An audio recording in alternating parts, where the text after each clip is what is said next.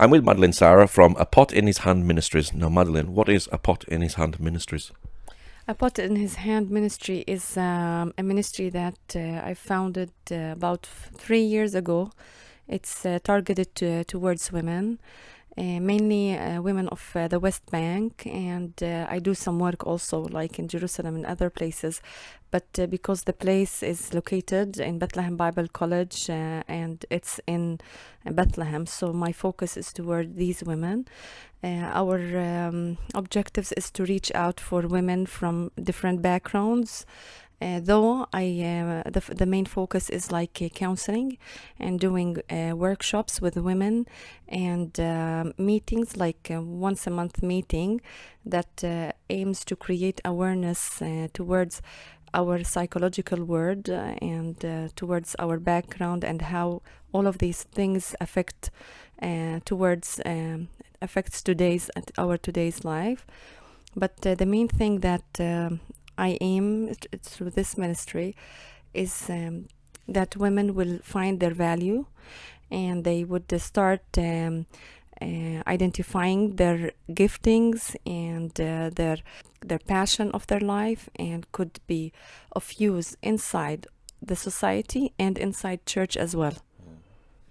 And is this a unique ministry? I think it's unique. Yes, I do believe so, because we don't have ministries that really focuses on psychological issues. There are a lot of ministries that focus on like Bible study and discipleship and reaching out and all these things, which is really great, and I love it, and I do use it part of the ministry. But what's unique about this ministry, it's like it does focus on our psychological side, which is usually neglected. Through my ministry, I used to minister with women for 13 years in a church. And what I found is sometimes we really focus on spiritual side of our humane part. And then we would find that people would suffer in character. So what I used to see is like the character issue falters, and then people fall down. So through that ministry, I found that we are lacking that part, which we should be focusing on spiritual life of every person and even leaders, but at the same time, part of the spiritual life should be a character part, and doing that should be done also on reflecting on our past, the way we were raised up, and with our parents or the society. We're living in an Arab culture, which is really, in many places, I can say in many areas, it's really hard and tough. So, and this is from where, my passion was birthing as I was ministering in a local church. I did further studies, like I finished my master's degree in counseling, Christian counseling, and now I'm working on my doctorate on spiritual and leadership formation. But through that, I was really watching and observing how that side of a human is being neglected, and we need to be more aware of that. And this is why I think this ministry is really unique. What age groups do you work with? Is it all ages? I could say it is open for all ages, but my focus group is the young women leaders. In terms of really, my passion is to see new generation of leaders coming up from these workshops and from these lectures and the one-on-one counseling. It's kind of like, in the end, if you wanna, like, the bottom line is it's mentoring women leaders. Through counseling, through the workshops, through the lectures, my heart is to see and to spot potential women leaders who are already active and involved in society or church, and come aside and help them really mature and grow, and to find someone understand them and which they can lean on, and someone they could feel they are understood. But at the same time, it's all like it's all based on spirituality, like on the Bible and scriptures and that, specific area. Is society open for women leaders?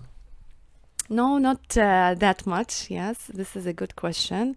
And my thesis, my doctorate, my dissertation, which I'm working on now, it's actually called Towards Women Leaders in the Palestinian Church.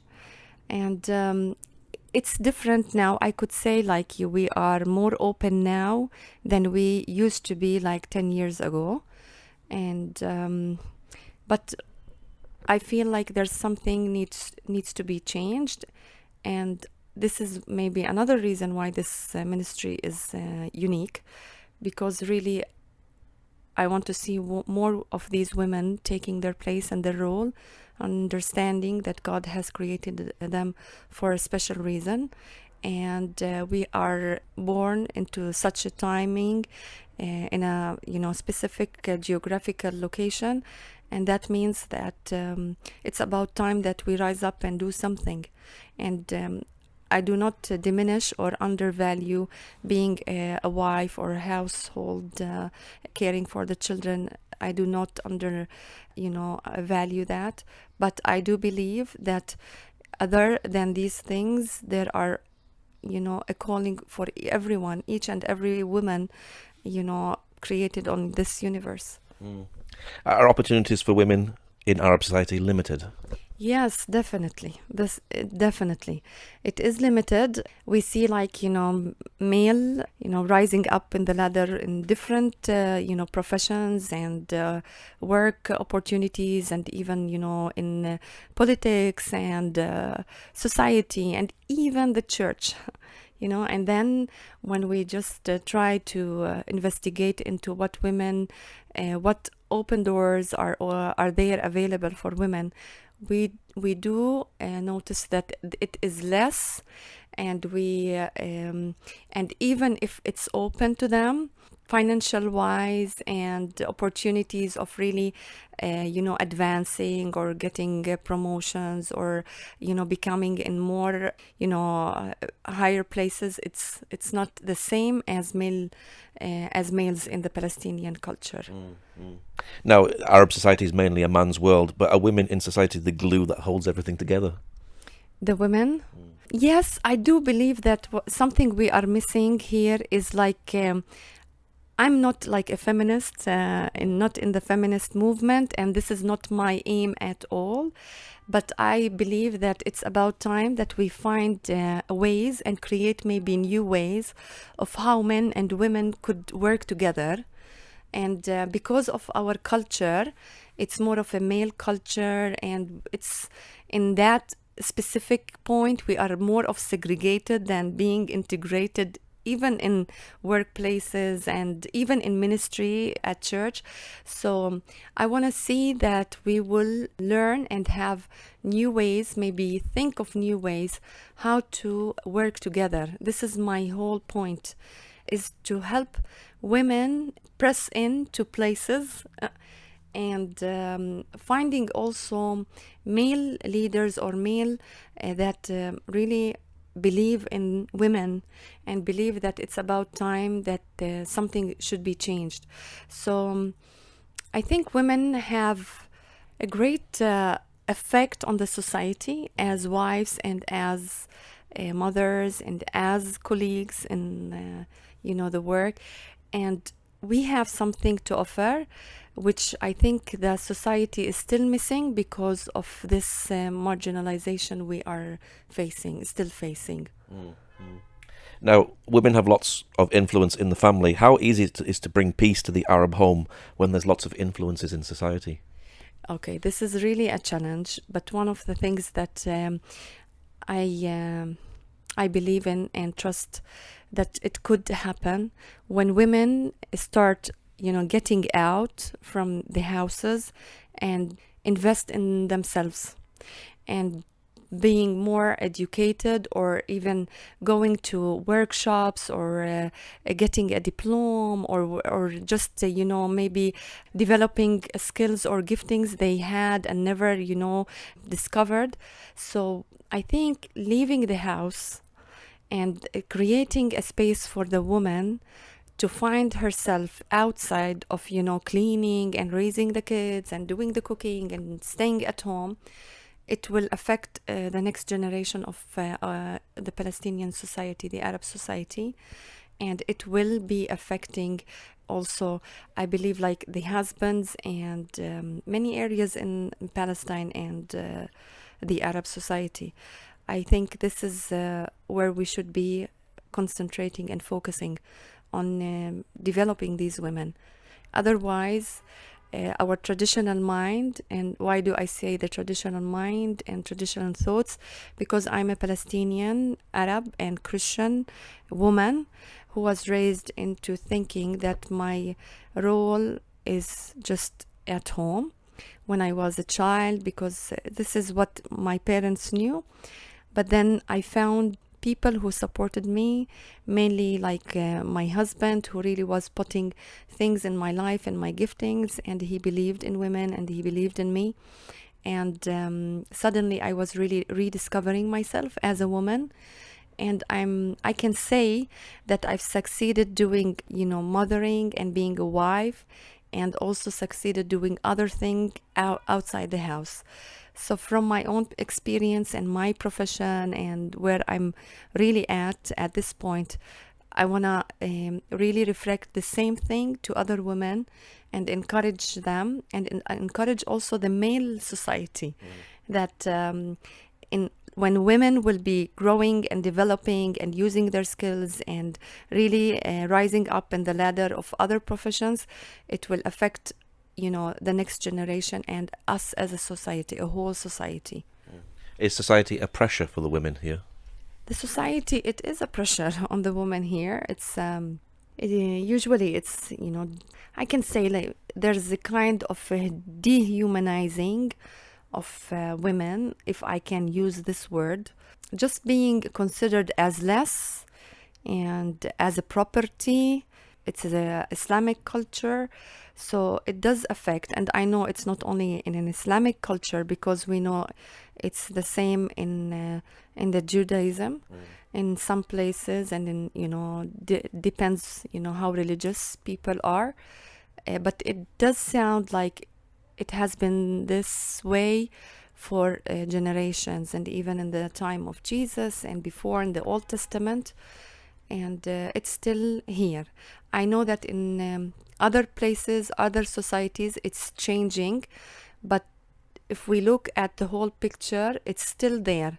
Some have progressed and been taking huge steps, but some are really struggling to take the small step of being a worker outside, or taking an important position in an organization, or other open doors there, which is really available for males. Is there pressure to leave the land for the children's sake here? To leave the land, there is a pressure on the Palestinian side, a lot. I teach at Bethlehem Bible College, and there we receive students all the time, and what I sense usually is even the motivation is of studying and pursuing degrees is really low, because people are hopeless, and they think, okay, I get the degree, and then we are limited in work, we are limited in the area because all of the political things.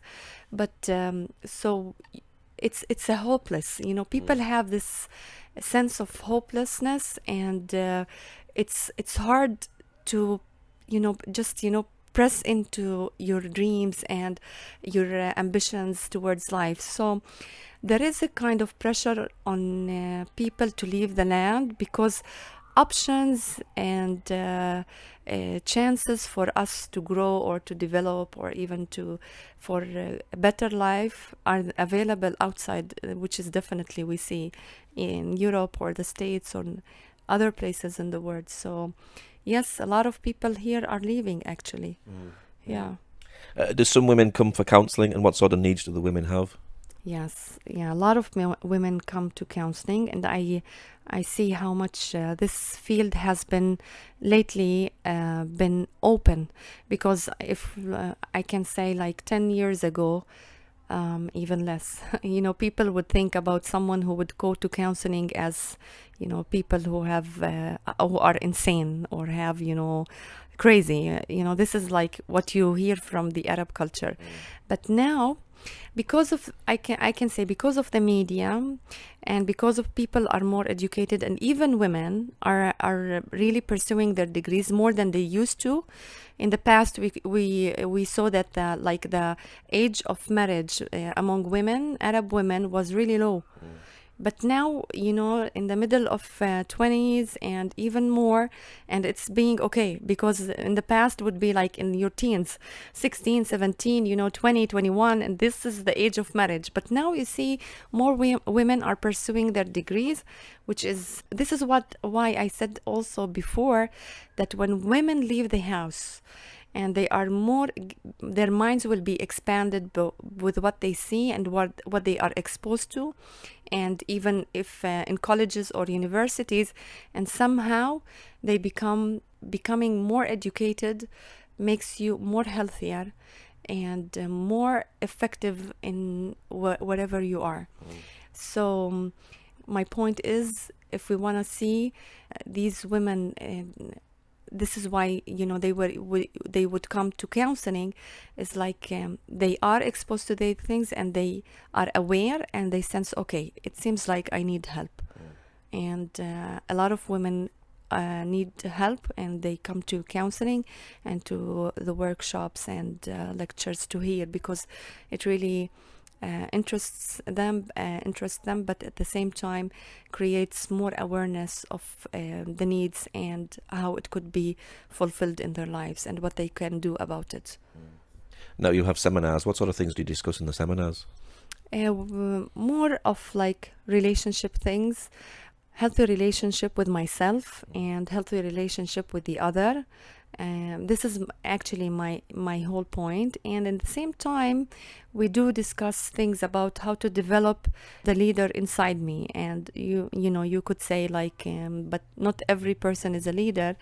In a sense, I disagree, because every person could be like a leader somewhere, if not the house, a small group, or leading doesn't mean like you need to be on a professional place, but it's more of being effective and having a vision to be an agent of change. And in that sense, everyone has to have this desire to be an agent of change, if not for the whole society or for a wider effect. It could be for my family, my kids, the people I care for. So in these seminars, we talk about my healthy relationship with myself and others, and right ways of communicating, and how to be effective in every area we are involved in, and every circle we are part of. Now, you publish a magazine. What things do you publish in your magazine? Yeah, in the magazine, more of the topics are really similar and to what we discuss in those seminars, but at the same time, one of my targets in this magazine is to create a platform for women who have the talents and they are doing something in the society, but they are not recognized or known. So my heart is to see that this magazine is exposing these women, and creating a place for them, for finally their voices to be heard. So this is actually my heart. Is at the same time, all of like our issues when they are published, they are written by women, but we have a part in the magazine, it's called A Male's Voice, and in that part, every time we choose a male that we know that is supportive and is effective and is already active in society or churches, to give like a message to women. And the reason is, my personal belief is how much I as a woman would tell women we need to step out and rise up and do and be, and I would do the work to motivate them and other things. But because it's coming from a woman, I think it would always stay limited. Women need to hear that from male who believe in them and they believe that they are believe in their calling and that they are part of the society and they can help change. So this is why I always I chose that there would be part for male voice to come out there, and I think it's very important because women are not receiving that support on daily basis and hearing that male voice. So I wanted that to be there available for them to see, oh, there are males that are really, believing in us and they are supporting us. It's not only like it's a movement of women that they want to, push in and press in. Yeah. Why do you do what you do? It's my passion. I believe that the Lord had put that dream and this vision in me. And I believe that every person and every woman, her personal experience and the way she was created by God, God has a special plan for her. And I believe, like my personal experience from where I used to be a very ordinary and very simple young lady that didn't believe in herself. I had low self-esteem as a woman. I really, my greatest dream was to get married and to have kids. And through my personal experience and the love of God, I've discovered that God has been doing great things in my past that they would be used to really affect and bring glory to his kingdom.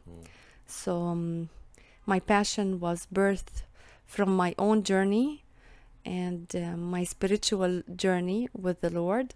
And I believe, or I need to say, I know if I would not do that, I will never be content. It's like, this is the thing that every day, I wake up in the morning and I have passion, to leave the house and, go out and do what I do with joy and with contentment. And what's your prayer for Arab women here in Bethlehem? My prayer is that every woman would really rediscover her value and her new identity in Christ and help other women. And my prayer is that we will not stay self-centered, but to look around, because when we look around, we will see other women who need us. And when we see that there is a need and people need us, we will just leave our self-centeredness and like our comfort zone. This is my prayer, that we will leave our comfort zone and go out to reach other women who are really suffering. And my prayer is that we should not only focus about on Christians or the same ethnic groups that we come from, but we need to open our eyes to see all the needy, because God was moving with compassion towards the humanity, and every woman should be really opening her spiritual eyes and heart to be walking in the streets and doing their own daily work, but with compassion to see the needy and stretch our hands to help. Amen. Okay, Madleine, thank you very much. You're welcome. Thank you.